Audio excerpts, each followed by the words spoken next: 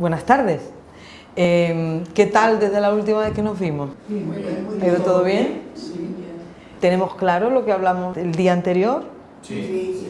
¿Sí? Sobre el tema, por ejemplo, del lavado de los pies. Hemos cambiado lo que... ¿Sí?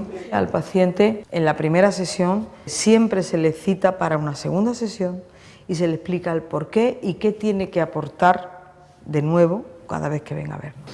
Yo lo que suelo hacer diariamente es andar y entonces claro, eso a veces me provoca algún tipo de rozadura y quisiera saber cómo tratar esa rozadura. Ha venido al pelo, Salvador, porque de los temas que vamos a tratar hoy, el principal, el sistema de el calzado, cómo calentarse los pies y cómo evitar esas prácticas de riesgo, es decir, cómo evitar que aparezcan cebaduras, rozaduras, lesiones, ¿no?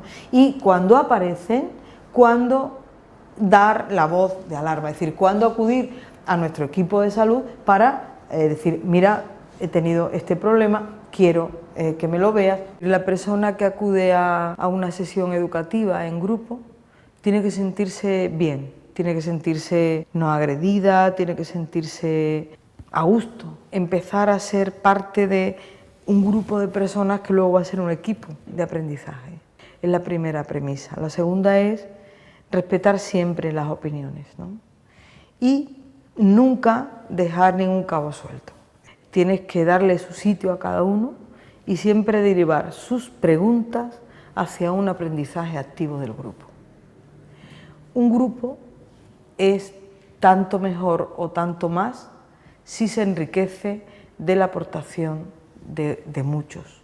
Fina, ¿tú crees que tu calzado es el adecuado? Para mí es cómodo, lo único que ocurrió es que cuando los compré al principio, pues la parte de atrás me rozaba un poquito. Pero yo no sé si se ha ensanchado y de momento parece que me va bien, pero vamos, no lo sé exactamente si son los más adecuados para caminar. La mayoría se compra un calzado y dice, bueno, me molesta algo, pero ya lo domaré.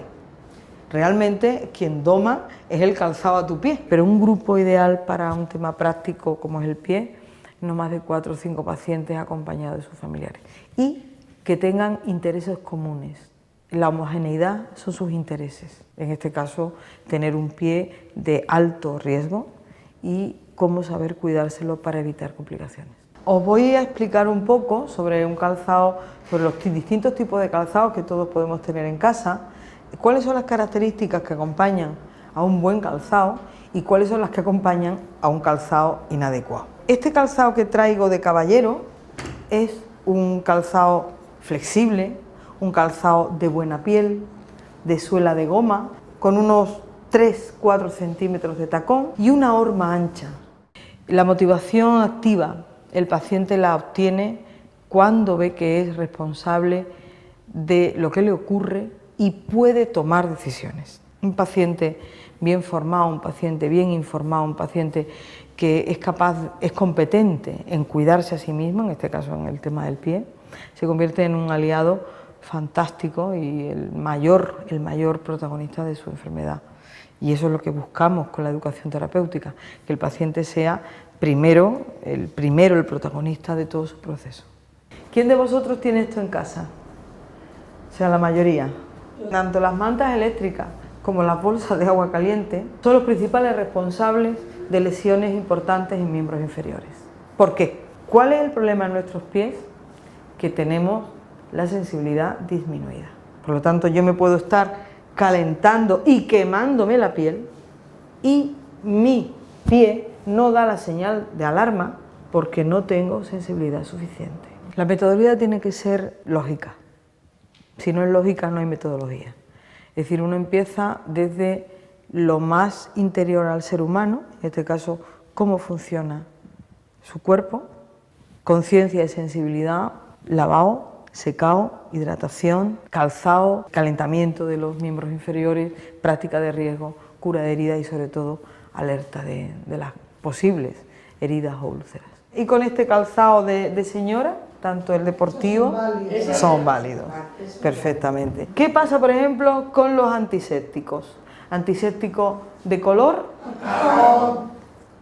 es paradrapo que se coloca directamente sobre la piel.